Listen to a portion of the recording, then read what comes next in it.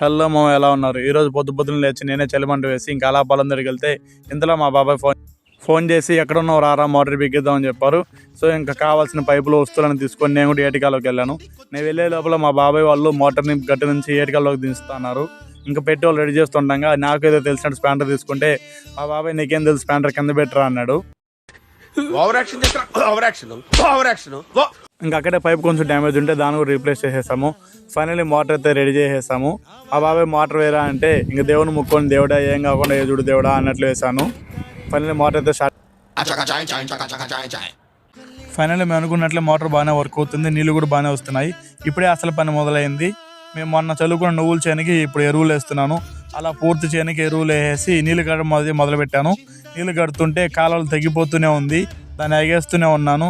ఇంకా ఫైనల్లీ అలా ఎగేసి నీళ్ళు మొత్తం కట్టేసి ఇంటికైతే వచ్చేసాను. ఇంటికి వచ్చి మా అమ్మ ఏం చేస్తామా అంటే బిర్యానీ విత్ చికెన్ ఫ్రై అని చెప్పింది. ఇంకా అలా ఒక పట్టు పట్టేసాను ఫ్రెండ్స్. Okay bye friends. సాగుతుంది మీకు అలాగా.